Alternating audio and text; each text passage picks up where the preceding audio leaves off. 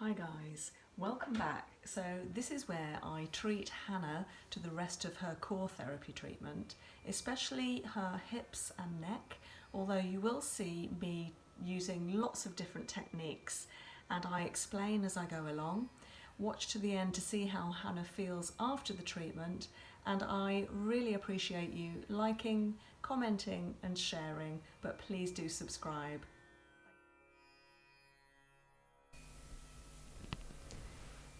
So here I am, Hannah has turned over, and the first thing I do is I have a good look down the length of her body, and I'm looking for any discrepancy in her leg length, her hip rotation, and up the higher parts of her body, her shoulders, her clavicle, and her head. I'm feeling into the lower leg, the shin, down into the ankle, and the foot, to make sure that none of it feels stuck. Because quite often the bone, the muscle, etc. can feel like it needs to have some warmth and some give.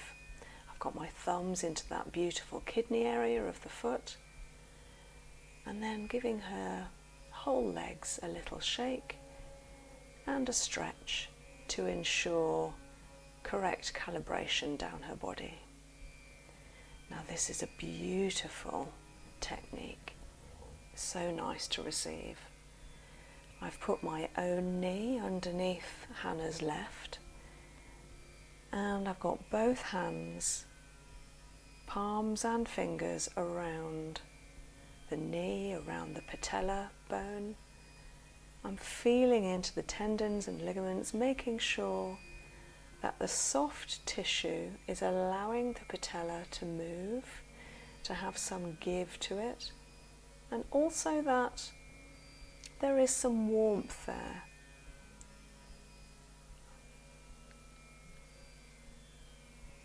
You can see me gently palpating the knee, making sure there is softness.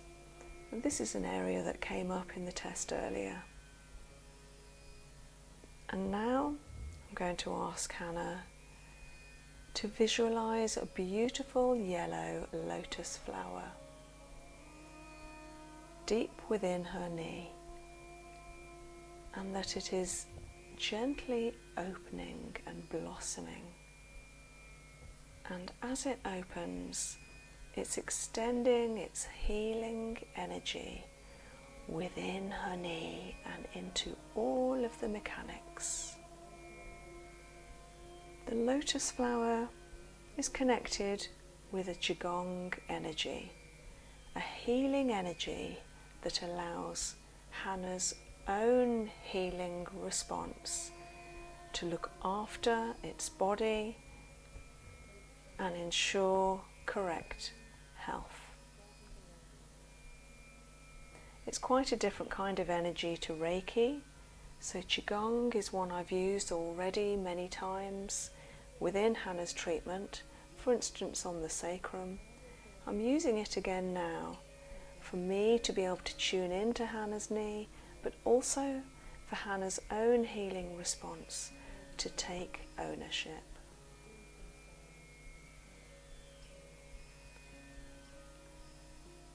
There's a little bit of movement still, so what I've been doing is tuning into creating some energy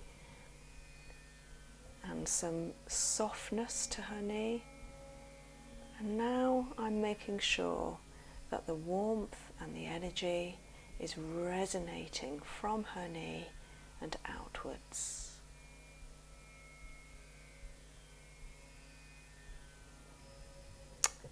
Having done the knee, I'm now making sure that the ankle has also been stimulated by that energy.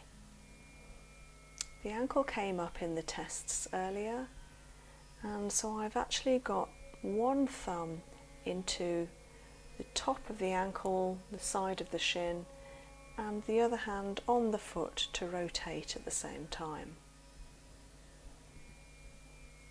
Now I've wrapped my thumbs around the front top of the iliac bones of the hips. I've got my palms and fingers around the iliac,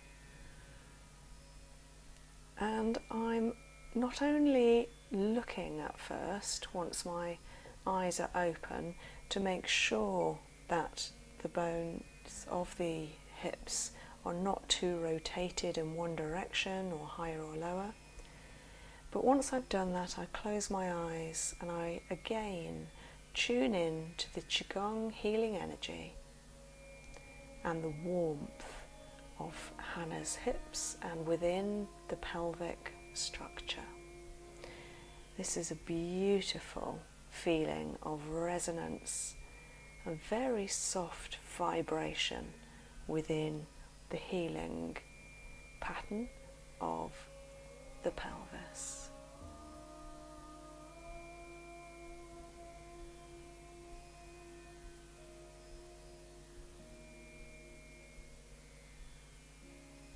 Occasionally my hands will press more deeply on the front or the side of a hip. Sometimes they will form a circular motion, like a clockwise motion perhaps. And once I'm happy with that area, I'll move on. So as you can see, I'm working up the body. I'm slipping one hand deeply underneath her back, actually about halfway across, so that my hand, palm facing upwards, lies underneath her back, immediately underneath my left hand. So this is an area of the abdomen just underneath the tummy button, and my palm is on an area called Ren. And Ren is a Chinese acupressure meridian point, which is all to do with whole body good health. It's really essential that Ren is happy. If Ren isn't happy, neither are we. Another area that needed a little bit more TLC, that was obvious from the kinesiology muscle test at the start, is where I have my hands now, and that's more to the left of Hannah's abdomen, and that's an organ called the spleen. I'm now tuning into the bright yellow colour that the spleen needs to resonate. Occasionally I will ask the client to also visualize a colour once I'm over a particular organ, and in this case it is that lovely bright yellow colour like sunflowers and buttercups.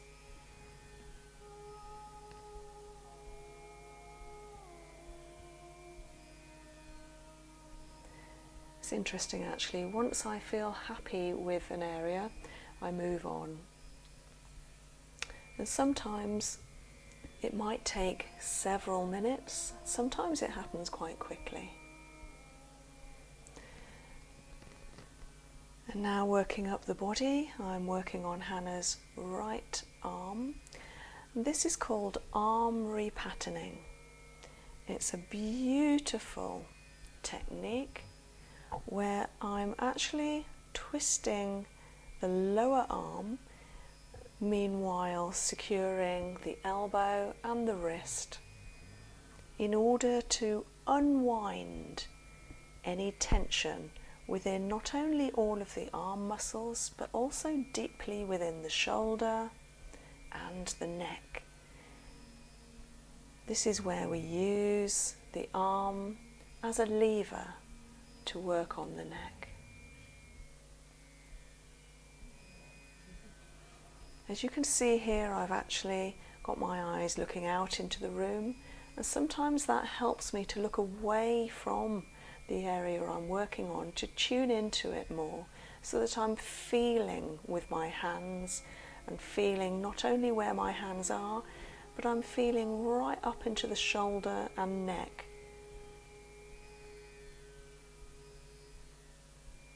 So the tuina that you'll have seen on the previous video, where I'm working on Hannah's back, can also be used on other parts of the body. And here I'm working tuina into the elbow, the forearm, and the rest of the arm, because I could feel that there was some tension and some stuck joint into the right elbow, that it wasn't giving, it wasn't soft enough. What I'm doing now is an arm float, so this is really beautiful to receive. I'm holding the hand and wrist, and I'm not pulling much at all, but very gentle manoeuvre. And this is like a communication with the shoulder and neck, asking it to release.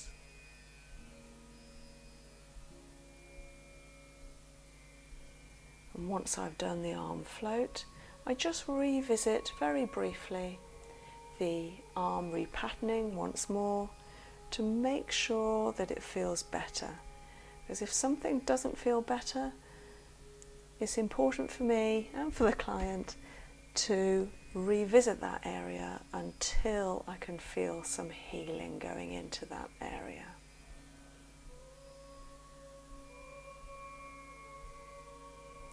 Now working on Hannah's left arm.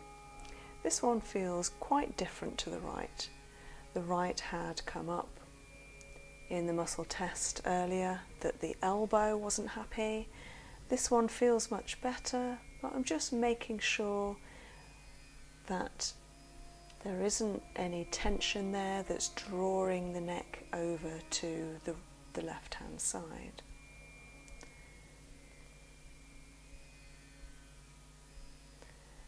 It does look like a strange manoeuvre, but actually it's so nice to receive once the client lets go. If there is tension there and they're holding on, or they're even trying to do the manoeuvre themselves, it just won't work. It's all about trust and making sure that the client completely lets go and trusts you. Now for an arm float, again holding the hand and the wrist to ensure that the neck and shoulder and arm are letting go.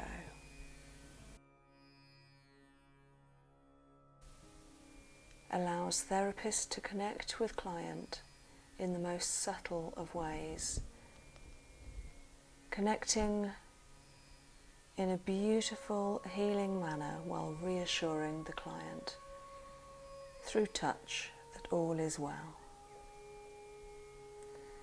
And now sitting down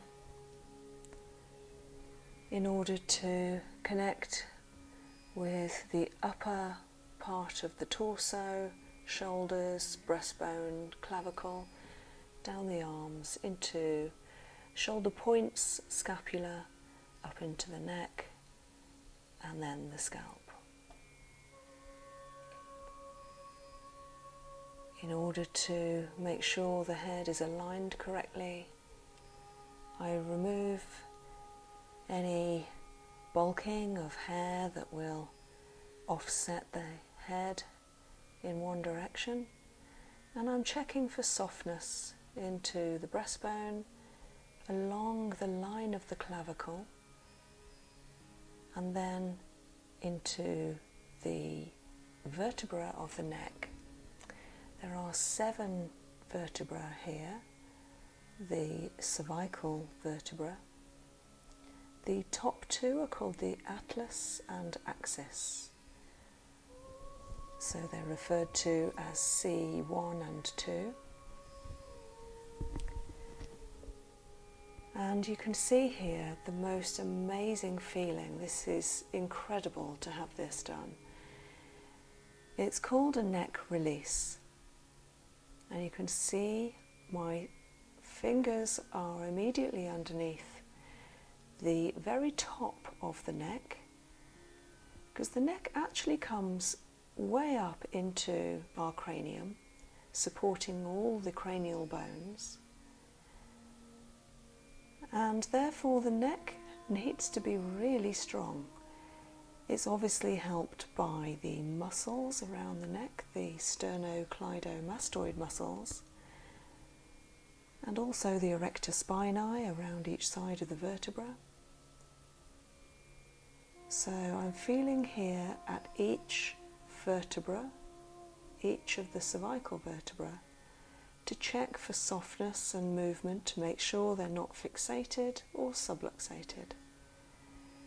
And you can see here I've got my fingers directly underneath the C1. It's actually trying to go between C1 and the occiput bone. The occiput is the base of the back of the head. So what I've done is lifted the head, making sure I've got the full weight. And then I make sure my fingers are in a nice straight line, connected at the little fingers, no gap between, and then let Hannah release backwards onto my hands. And what that does is it encourages the occiput to release its grip onto the top vertebra, the C1 and the C2. And when that is done, it has such a releasing effect on the body. I've noticed a lot of my clients may have had accidents, injuries, for instance whiplash. Whiplash isn't necessarily from car accidents, it can be from trampolining, sporting injuries, or simply falling over. And when that happens, the body goes into a self-protection mechanism whereby the C1 will attach itself beautifully, unfortunately, into a gap in the very lower mid part of the occiput bone. And when a core therapist does this, they will be looking for an attachment there that shouldn't be there, and then they will make gentle effort to release that. And that sort of effect may take weeks, months or years depending on the nature of the fixation. So you see here I'm continuing to work on Hannah's neck. This feels so nice. Hannah always loves this treatment. So I'm checking the vertebra that there is some softness and movement. This is the beautiful neck release that I explained, where I lift and then allow her natural head weight to tilt the head backwards. This must be done naturally. It shouldn't be done with Hannah trying to make an effort to push her chin up and her head back. And I certainly can't force it. You have to be really careful with the neck. So this is all done naturally.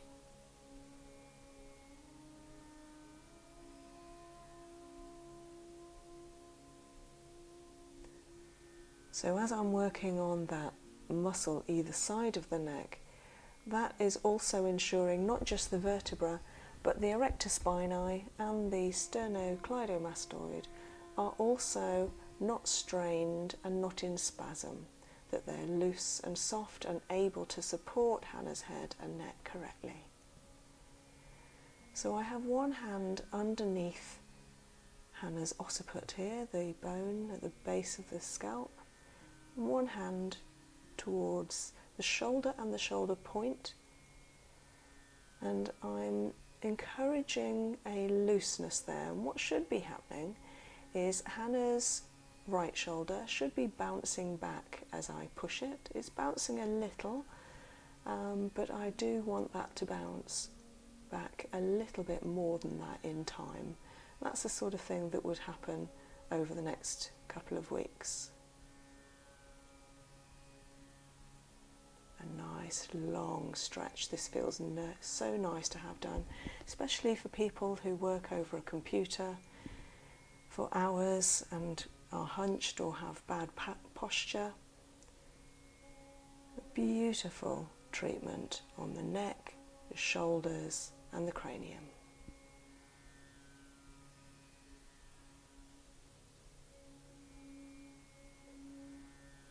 Most core therapists will work on the neck in every core therapy treatment, depending on the kinesiology tests, passes and fails at the start. Each core treatment will be different from another because therapists work based on what they find, but also intuitively, working where they feel that the energy of that person needs a little help. Having done a little soft manipulation of the neck and shoulder, I'm now working with Qigong once more to the neck. So I'm simply holding flat palms and fingers softly under the neck, the bones and muscles, to tune in and bring it warmth, healing. And this is a typical time when both therapist and client will often see colours behind closed eyelids. It's interesting actually, because quite often at this point the client is already deeply relaxed, and I would want to remind them that behind their closed eyelids they may be able to see colours right now, and it's a sort of thing that you only realise if you look for them. So I've moved my hands slightly so that my full hand palm fingers are now underneath Hannah's cranium, with my fingers just touching the very edges and length of C1, which, if you were to see it on its own, it's actually quite a sliver of a bone. It's not a bulky bone like most of the rest of the vertebra. So it reaches quite a distance along underneath the occiput. Meanwhile, my thumbs have now moved to each side of Hannah's temporal bones, and the energy is quite intense, profound at this stage. This is called a temporal and spine float, where the therapist is actually tuning into not only where they're holding, but also the whole spine.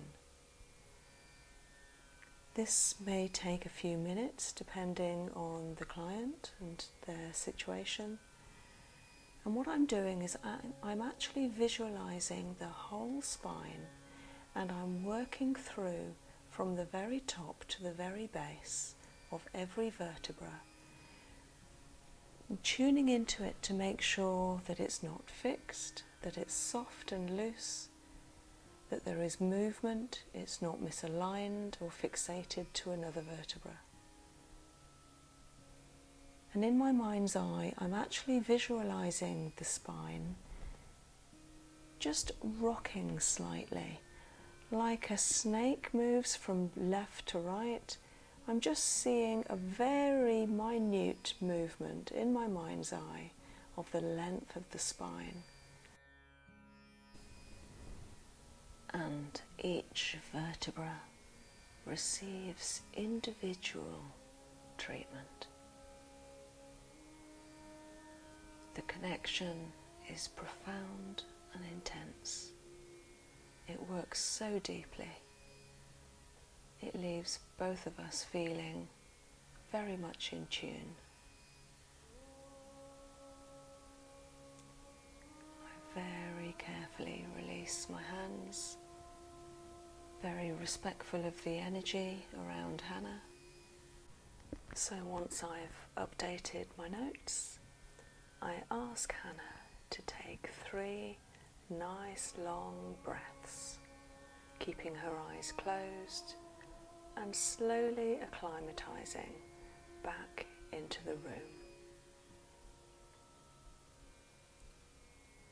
This is a process I do with all of my clients after any of their treatments, because it enables their mind and body and their spirit to regroup, recalibrate and prepare for the rest of the day.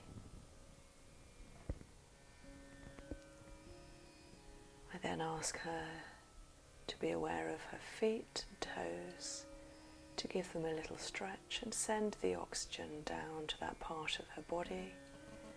The same with her hands and palms. Then I ask her to breathe into her hips and move her hips a little. And then perhaps breathe and stretch down one leg and then the other leg. Lengthening and realigning the hips. And then once she's breathed into the abdomen and torso, into the shoulders, ask her to rotate them slightly in one direction and then back again. And by now she's feeling far more awake and alert, full of oxygen. So then I ask Hannah to raise her arms above her head for a nice long body stretch. And once more, we revisit some of the muscle tests that weren't happy at the very start. This one's called an IPSI test. It's a one-sided test of arm and leg. I'm only retesting the ones that had failed. That was a really good thumbs up, nice and strong. Same with this one, and I was putting a lot of pressure on there. So that's really good news for the joints that I was working on, her right elbow, left knee and ankle. I'm now retesting the ASIS. It's actually the tests for the hips, the pelvic structure. I'm looking at how the pelvis may have been twisted before and hopefully is now back in alignment and supporting her correctly. And every time I'm retesting, I'm looking for any weakness, and all of these are coming up really well, how should be expected after a thorough treatment in this way. And now looking at the pelvic structure, I'm testing what we call the ballet test to see if each hip is happy opening to a small, medium or large extent. And Hannah's right hip particularly, you'll see here the alignment isn't as loose, relaxed as it could be, although it is much better than when she came in. So each time she has a treatment it certainly helps, and she's feeling the benefits of that in everyday life, which is good. So now I'm going to check the abdomen. First of all, the Wren acupressure point, also called the conception vessel, and then looking at the spleen, another little test. And I'm putting quite a lot of pressure on there, but she's doing really well. She can probably notice the difference in the tests from the start to the end of the treatment. And so she comes round and I ask her outside how she felt about the treatment. Okay, Hannah, so how are you feeling after that treatment? I'm feeling really relaxed, but also really rejuvenated, and just all around positive, really. Brilliant. Yeah. And that's after a long day in the office. Yes. And driving here a distance. Yes. Wow, that's great news. So you probably sleep really well tonight. Definitely. And hopefully no more headaches for a while. I hope so. Yeah, I hope so. yeah. So some of those treatments, as I referred to earlier, are a little bit strange direction, strange movement. If you saw someone else having them, you'd think looks a bit odd. So how did it feel having them?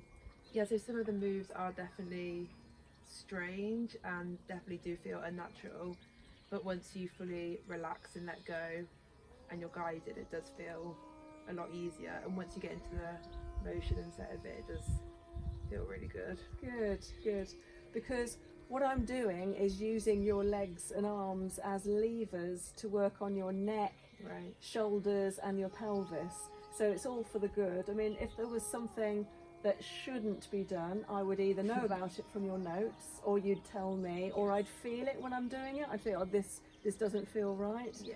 But most of the time, it's something that needs to be done, and it actually triggers a healing mechanism within you. So you'll carry on feeling that over the next couple of days, a few days, and I look forward to seeing you in another couple of weeks. Yes, you too. Thank you. Thanks for coming. Thank you. So you've now watched a whole core therapy treatment, and I'm really excited for what you're going to see next week. I'm not going to give any clues or the game away, but please do stay tuned and subscribe to see a fantastic treatment next week. Cheers, guys.